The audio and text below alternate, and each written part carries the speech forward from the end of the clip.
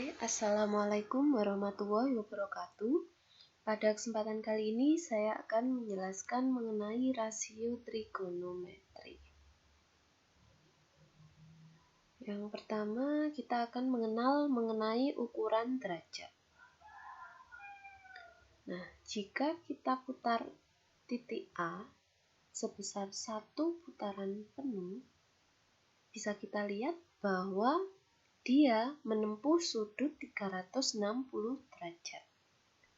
Sementara itu, jika kita putar setengah putaran seperti ini, ternyata dia menempuh sudut sebesar 180 derajat.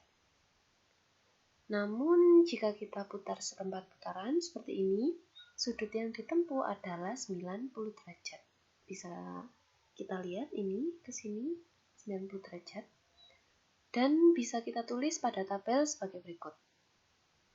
Bisa kita lihat dari kiri tadi, satu putaran ternyata menempuh 360 derajat. Setengah putaran menempuh 180 derajat. Seperempat putaran menempuh 90 derajat.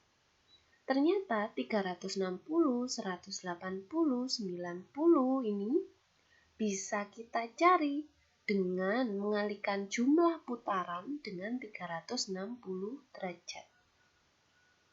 Atau jika kita ingin mencari sudut yang ditempuh ketika dia menempuh sebesar N putaran, yaitu dengan mengalihkan N dikali 360 derajat. Sebaliknya, jika ingin mencari berapa banyak putaran, ternyata bisa diperoleh dengan membagi sudut yang ditempuh dengan 360 derajat. Seperti ini. Atau bisa kita tulis untuk menentukan jumlah putaran jika dia menempuh sudut sebesar M derajat dengan cara M derajat dibagi 360 derajat. Next.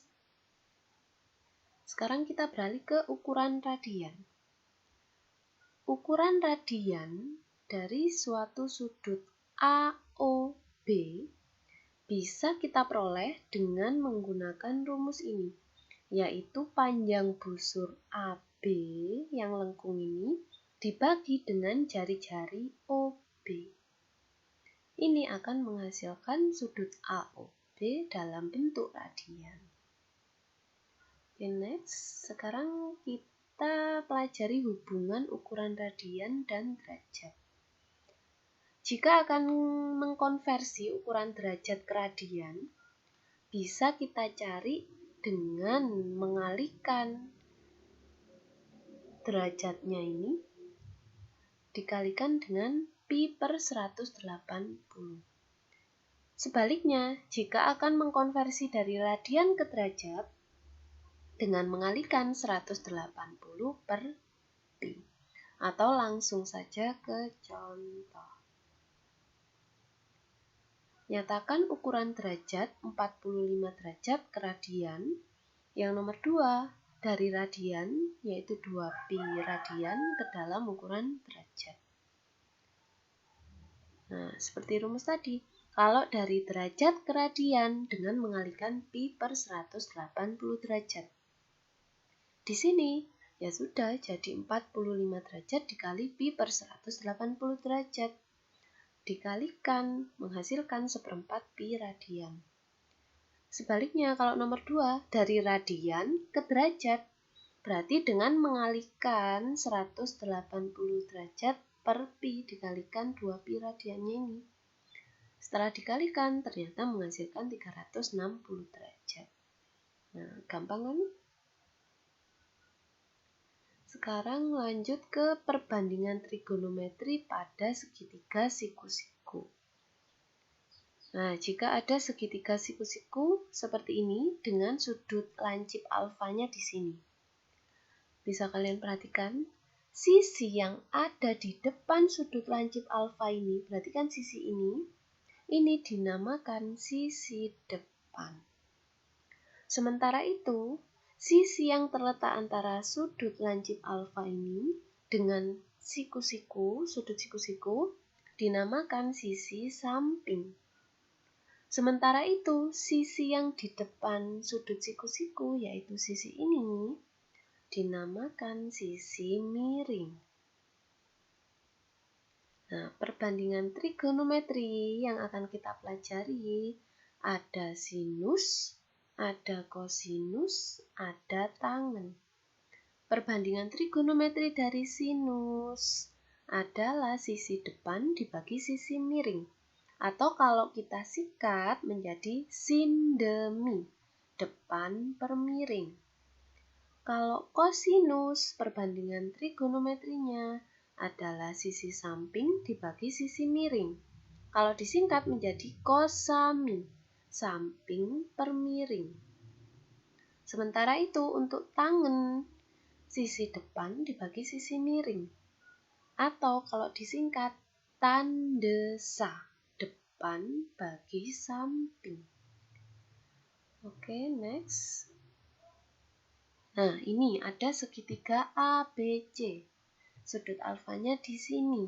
Berarti ini sisi depan, ini sisi samping, ini sisi miring. Berarti sin alfa, sin demi, depan per miring. Depannya BC, miringnya AC, jadinya BC per AC. Untuk kosinus sama, kosami, samping per miring, sampingnya AB, miringnya AC. Untuk tangen, tandesa, depannya BC, sampingnya AB. Ini sudutnya alfa karena yang kita cari perbandingan trigonometri terhadap sudut lancip alfa. Nah, jika perbandingan trigonometri yang kita cari adalah sudut lancip beta, berarti sisi depan, samping, miring juga berubah mengikuti sudut lancipnya ini.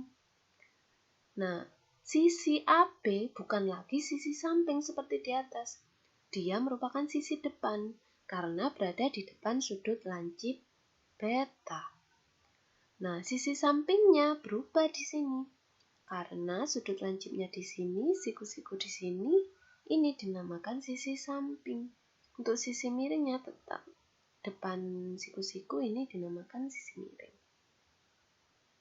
Perbandingan trigonometrinya juga berubah karena sudutnya berubah. Sin beta, sin demi, depan miring, depannya jadi AB, miringnya AC. Untuk cos beta, cos sami, sampingnya BC, miringnya AC tetap. Untuk tan beta, depan samping, berarti depannya AB, sampingnya BC. Oke, next.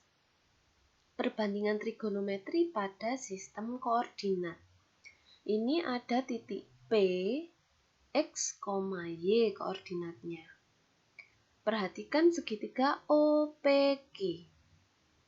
Bisa kita lihat OQ berarti panjangnya sebesar X, PQ panjangnya sebesar Y. OP ini adalah jari-jari dari lingkaran satuan. Nah, dengan menggunakan Pitagoras bisa kita lihat jari-jari atau R sama dengan akar dari X kuadrat ditambah Y kuadrat. Sin alfa, alfanya kan di sini. Berarti depannya ini, sampingnya ini, miringnya OP atau R. Berarti sin alfa, sin demi, depan per miring, yaitu Y per R. Untuk cos alfa, berarti cos sami, samping, yaitu X per miring, yaitu R. Untuk tangen, tandesa, depannya Y, sampingnya X, jadinya Y per X. Nah, ternyata selain ada sinus, kosinus, dan tangen, ada perbandingan yang lainnya juga, yaitu kosekan, sekan, dan kotangen. Untuk perbandingan dari kosekan, yaitu miring per depan, R per Y. Untuk sekan itu miring per samping, kalau di sini R per X. Sementara untuk kotangen samping dibagi depan. Di sini X per Y. Dari sini bisa kita simpulkan. Ternyata nilai sinus dan kosekan berbanding terbalik. Nilai kosinus dengan sekan berbanding terbalik. Tangen juga sama berbanding terbalik dengan kotangen. Bisa kita simpulkan sekan alfa sama dengan 1 per cos alfa, kosekan alfa sama dengan 1 per sin alfa, dan kotangen alfa sama dengan 1 per tan alfa.